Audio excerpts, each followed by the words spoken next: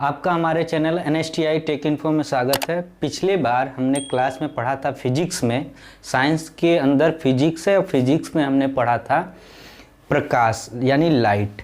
और लाइट में हम क्या पढ़े थे, परावर्तन तक पढ़ चुके थे। अब हमें आगे पढ़ना था, समतल दर्पण भी पढ़े हुए थे, अब हमें आगे पढ़ना था गोली दर्पण। तो सबसे पहले हम स्टार्ट करते हैं कि गोली दर्पण बनता कैसे है, उसके बाद गोली दर्पण के कितने प्रकार होते हैं और वो उसका यूज किस तरह से हम किया जाता है हमारे दैनिक जीवन में। उसके बाद हम पढ़ेंगे कि उसमें कि कितने तरीके से प्रतिबिंब बनता है और एक फॉर्मूला भी है, उसको भी हम देखेंगे, उस पर क्वेश्चन। इतना ही है अब इस टॉपिक में, लाइट में, क्लास 10th के सिलेबस में। तो चलिए स्टार्ट करते हैं हम। दर्पण, देखिए दर्पण है। दर्पण क्या होता है? दर्पण सबसे पहले यही जान लेते हैं कि दर्पण क्या होता है। तो जैसे कि कोई भी ये है स्क्रीन, एक तरफ से जब कलई कर दिया जाता है, कलई मतलब जानते हैं पेंट, सिंपली पेंट कर दिया जाता है, तो हम इसमें अपना चित्र देख सकते हैं। इसको बोलते हैं दर्पण। यहाँ पे खड़े हो जाएंगे तो ये हमें दिखाई देगा। और ये क्या होता है, एक शीशे का मटेरियल होता है, शीशा होता है, कुछ भी फाइबर टाइप का, जिससे कि दिखाई दे। अब काले कलर का शीशा हो एकदम, या फिर आप सोचिएगा कि लोहे का एक प्लेट ले लें हम और उसके बाद एक तरफ कलई कर दे तो वो हमें दिखाई दे, उसमें हम प्रतिबिंब तो नहीं दिखाई देगा। अब हम आते हैं कि देखिए गोलीय दर्पण, गोलीय दर्पण, ठीक है। तो गोलीय दर्पण देखिए, सपोज दैट ये एक गोला है, ओके, ये एक गोला है। अब इस गोले को क्या करिए कि आप इस तरह से काट दीजिए। तो देखिए इसकी दो स्किन है इसके पास, एक तो ये जो बाहर है और एक क्या है जो अंदर है, ठीक है। तो अब हम इसको फिर से सही से बनाते हैं। तो हमारा जो गोलीय दर्पण है, एक गोला होता है, लेकिन हमें इसमें दो स्किन हमारा था, यानी दो तरह, इधर भी और इधर भी। तो ये दो तरीके का होता है गोलीय दर्पण। गोलीय दर्पण दो तरीके का इस तरह होता है कि एक होता है उत्तल दर्पण। इसके बाद आगे टॉपिक में लेंस भी है, उत्तल दर्पण, फिर अवतल दर्पण। अब देखिए ये दर्पण को हम इंग्लिश में मिरर बोलते हैं। देखिए उत्तल दर्पण, अवतल दर्पण। देखिए उत्तल दर्पण कैसा होता है, उत्तल दर्पण में इसके पहले सबसे उ है, उ मतलब उभरा हुआ। तो हमारा उत्तल दर्पण कुछ यूं होगा, ये अंदर पेंट किया होगा, ठीक है, ये हमारा उत्तल दर्पण है। अवतल दर्पण और अंदर की तरफ देखिए ये है, और ये बाहर से कुछ इस तरह से पेंट किया गया होगा, ठीक है। ये हमारा है अवतल दर्पण, ये है उत्तल दर्पण। यानी इधर हम खड़े होकर इसमें देखेंगे और इसमें यहाँ खड़े होंगे तो इस तरह से दिखाई देगा। अब देखिए ये क्या करता है, इसका बहुत ज़्यादा यूज नहीं है, इसका यूज बहुत ज़्यादा है। कैसे? इससे प्रतिबिंब बनने में दिक्कत इसलिए होता है कि ये क्या करता है कि किसी भी चित्र को छोटा कंप्रेस्ड कर देता है, और ये क्या करता है, किसी भी चित्र को बड़ा कर देता है। तो ये क्या करता है, छोटा कर देता है, ठीक है, और ये क्या कर देता है, बड़ा कर देता है किसी भी चीज़ को। तो अब इन दोनों का यूज पढ़ेंगे हम दैनिक जीवन में। उसके बाद इससे किस तरह से चित्र बनता है, कहाँ कहाँ पे बनता है, तो हम उसको देखेंगे। तो इसका यूज क्या है, इसका यूज है जो भी हमारा 4 व्हीलर होता है, यानी जो भी गाड़ी होती है उसमें जो आगे बल्ब लगा होता है, लाइट, तो गाड़ी के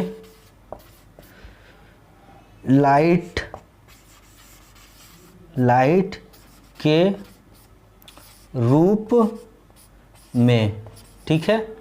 और जो रोड पे जो लाइट, स्ट्रीट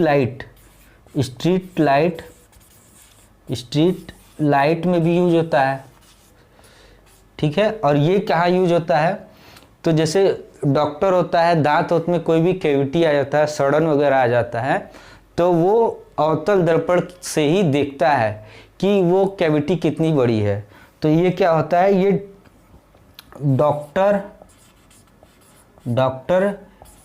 के द्वारा द्वारा प्रयोग होता है, ठीक है।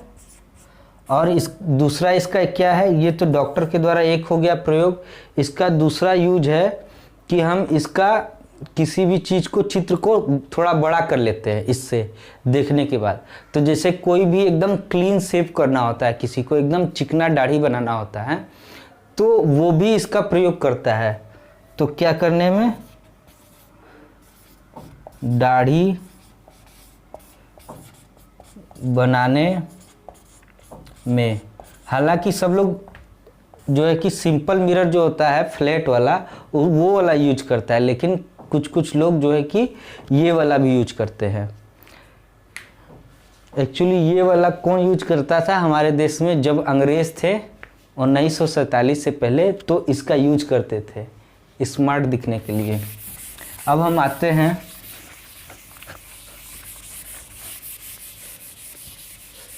कि देखिए, सबसे पहले हम पढ़ेंगे कि अवतल दर्पण में चित्र किस तरीके से बनता है। तो अवतल दर्पण में 6 तरीके से चित्र बनता है। हम यहाँ पे पहले ही लिख चुके थे ताकि इतना लिखना ना पड़े। तो अवतल दर्पण में 6 तरीके से चित्र बनता है और उत्तल दर्पण में सिर्फ 2 तरीके से। तो हमारा इम्पोर्टेंट है अवतल दर्पण, क्योंकि यही परीक्षा में सबसे ज़्यादा पूछने की संभावना रहती है। तो अब इसको देखते हैं हम। ये हमारा हो गया अवतल दर्पण, इधर से पेंट किया हुआ है। देखिए, ये किसी न किसी गोले का ही पार्ट है, ठीक है। ये किसी गोले का ही पार्ट है। गोला उतना अच्छा से नहीं बन पा रहा है, फिर भी ये किसी न किसी गोले का पार्ट है। तो देखिए, ये एक्सिस हो गया, इसको बोलते हैं अक्ष। इसको क्या बोलते हैं, अक्ष, ठीक है। अब देखिए, ये गोले का जो केंद्र बिंदु है यहाँ पे, ये सी, इसको क्या बोलते हैं, इसको हम बोलते हैं, देखिए जो जो चीज़ बोला जाता है इस सबको भी याद रखना होता है।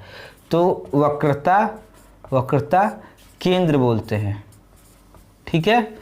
अब देखिए, ये क्या है, जो ये एक्सिस है और ये दर्पण जहाँ पे कट करता है, इसको क्या बोलते हैं हम, ध्रुव, ठीक है। अब देखिए, ध्रुव और वक्रता केंद्र को जब हम दोनों को बराबर बराबर दूरी में जब बांट देते हैं, तो इसको बोलते हैं हम फोकस दूरी, फोकल लेंथ। देखिए, अच्छा, ये ध्रुव को P बोलते हैं, वक्रता कोण को C बोलते हैं और फोकस को F बोलते हैं, ठीक है। अब देखिए, एक फॉर्मूला क्या होता है कि ये और ये दोनों दूरी बराबर है, तो C इज इक्वल टू क्या होता है, C/2 इक्वल टू F होता है। यानी जो हमारी फोकस दूरी होती है, फोकस दूरी, ये वक्रता केंद्र यानी यहाँ से यहाँ तक की जो दूरी है और यहाँ से यहाँ तक की दूरी, ये F है, ये C है, सपोज दैट, ठीक है। ये C है, ये F है, तो F इक्वल टू C/2 होता है, ठीक है। अब हम आते हैं, ये वाला एक फॉर्मूला होता है कि कभी कभी आपको वैल्यू पुट करके पूछ दे कि ये वाला बात बताइए कि अगर हमारा वक्रता केंद्र की दूरी इतनी है तो फोकस दूरी कितनी होगी, ठीक है। अब हम आते हैं एक अलग की, देखिए कैसे कैसे चित्र बनता है। इसमें बहुत ज़रूरी क्या है वो हम बता देंगे कि इसमें ना सबसे ज़्यादा दिक्कत होता है कि माइनस और प्लस, कब माइनस लेना है कब प्लस लेना है, यही बच्चों को नहीं समझ में आता है। बहुत सारे लोग पढ़ाते हैं लेकिन उनको लास्ट क्लास तक यही नहीं समझ में आ पाता है कि हम किधर प्लस लेंगे किधर माइनस लेंगे। तो सबसे पहले देखिए, दर्पण हो गया, क्या क्या था उसमें पॉइंट, वो आपको नोट कर लेना चाहिए। अब हम देखिए आते हैं अवतल दर्पण में। तो देखिए, इस तरह से हो गया, ये हमारा अक्ष हो गया, ये हो गया हमारा केंद्र हो गया, ये क्या हो गया, ये फोकस दूरी हो गया, ये P हो गया। देखिए, 6 तरीके से हम चित्र बनाते हैं।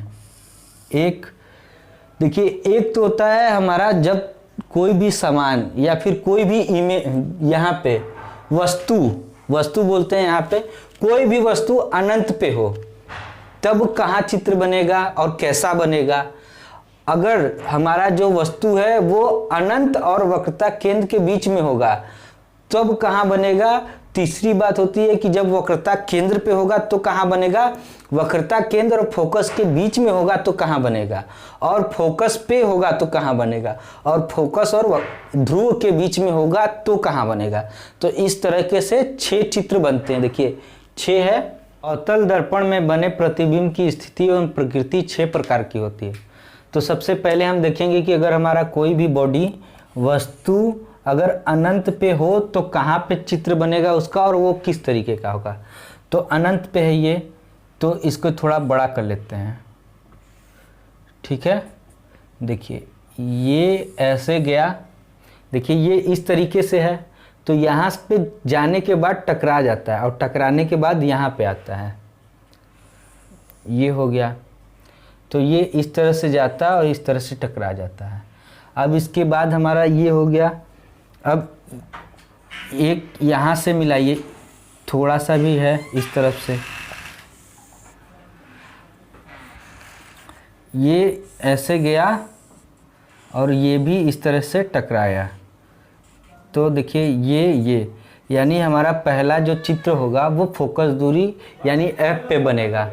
तो देखिए यहाँ से हमें ये पता चलता है कि अगर कोई भी वस्तु अनंत पे हो और बहुत बड़ी हो, तो अनंत पे है, बहुत बड़ी है, तो उसका जो हमारा प्रतिबिंब बनेगा वो कहाँ पे बनेगा, फोकस पे बनेगा। देखिए ये फोकस है, फोकस पे बन रहा है, और कैसा बनेगा, ये जो है कि फोकस पे बनेगा बहुत ही, ये जो चित्र है हमारा वस्तु है उससे बहुत छोटा बनेगा, बहुत छोटा बनेगा। और किस तरीके का बनेगा, तो उल्टा बनेगा। उल्टा कैसे, जैसे हमारा ये इसका इस तरीके से है चित्र, तो ये इस तरीके का बनेगा, समझ गए, उल्टा बनेगा उसका। अब हम आते हैं कि वास्तविक क्या होता है। देखिए तो इसमें बहुत ज़्यादा कन्फ्यूजन होता है कि वास्तविक क्या होता है और आभासी क्या होता है। तो देखिए जिधर हम रखे हुए अगर हमारा चित्र उधर ही बने, ठीक है, इमेज, तो उसको वास्तविक बोलते हैं। और इधर हम रखे हुए और इधर चित्र बन जाए यानी इमेज इधर बन जाए तो उसको हम आभासी बोलते हैं।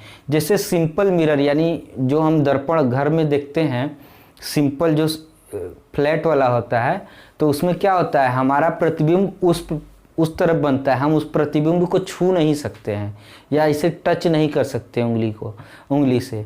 तो जिस प्रतिबिंब को हम उंगली से टच कर लें वो क्या होगा हमारा, जैसे परछाई है, तो परछाई को देखिए टच कर सकता है कोई, क्योंकि वो ज़मीन पे बनता है। लेकिन हमारा जो सिंपल मिरर है उसमें जो परछाई बनता है, इमेज बनता है, वो देखते हैं आप टच नहीं कर पाते हैं, लगता है जितनी दूरी पे हम है उतनी दूरी पे वो है, उसको टच नहीं, तो वो आभासी होता है। अब हम दूसरा क्या लेंगे, हम कि दूसरा कंडीशन लेंगे।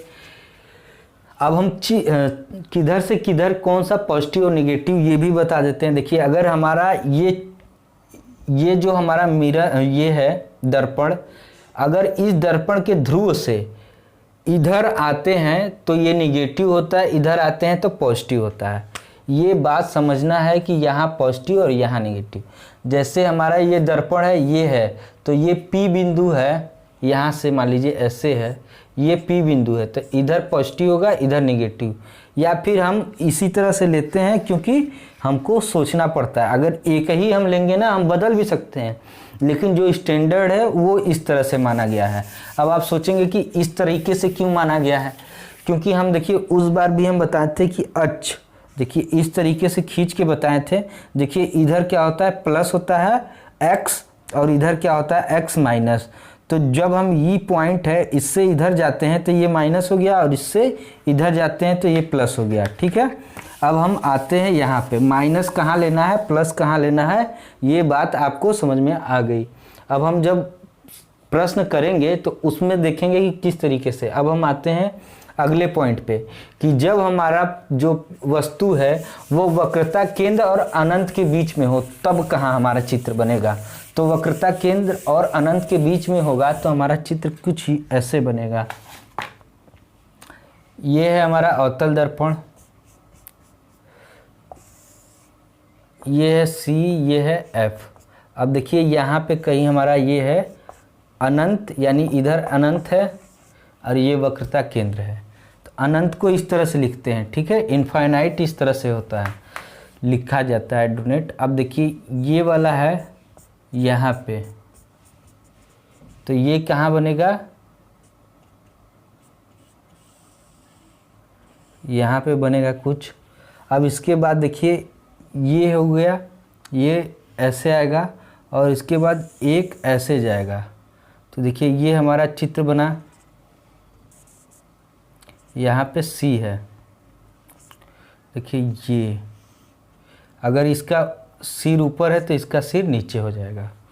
देखिए फोकस और वक्रता केंद्र, देखिए ये एफ है और ये सी है, तो फोकस और वक्रता केंद्र पे बना, के बीच में बना।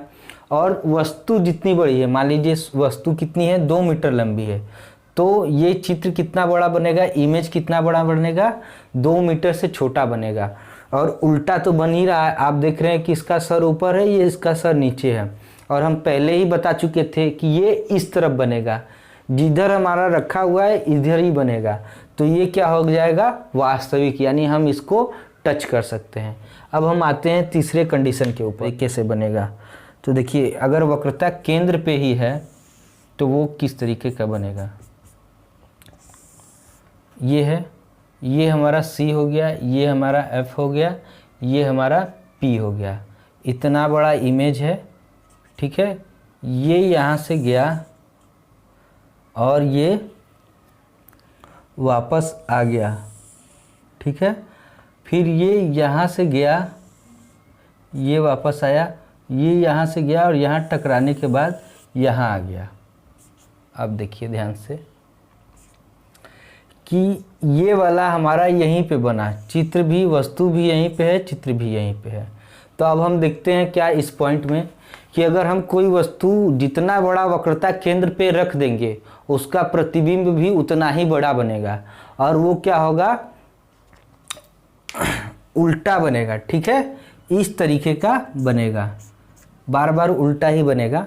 वक्रता केंद्र पर है तो वक्रता केंद्र पे ही बनेगा, समान आकार का, और उल्टा और वास्तविक बनेगा। देखिए ये जितना बड़ा है उतना ही बड़ा, और वास्तविक क्यों बनेगा, क्योंकि हम इसको टच कर सकते हैं। अब हम चौथा कहाँ पे बनेगा, हमारा वक्रता केंद्र और फोकस के बीच में हम रखेंगे। तो देखिए अगर हम वक्रता केंद्र और फोकस के बीच में रखते हैं कोई भी वस्तु को, तो उसका प्रतिबिंब कैसा बनेगा। एक लाइन यहाँ से आएगी, ये ऐसे है, ये यहाँ पे आ गई।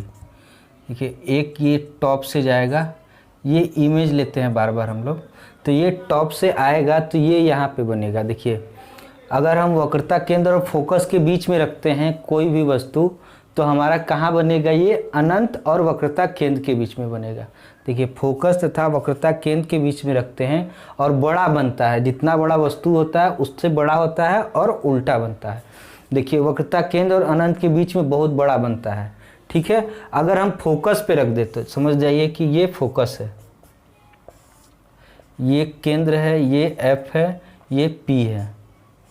अगर यहीं पे हम कोई वस्तु रख दे तो, इतना बड़ा रख दे तो ये क्या होगा, यहाँ गया और टकरा गया, फिर ये यहाँ से आया, तो ये अनंत पे बनता है। ये कहीं इस तरीके से, क्योंकि समानांतर हो जाती है लाइन, तो ये इनफाइनाइट पे बनता है, बहुत बड़ा बनता है, अनंत पे और बहुत बड़ा बनता है।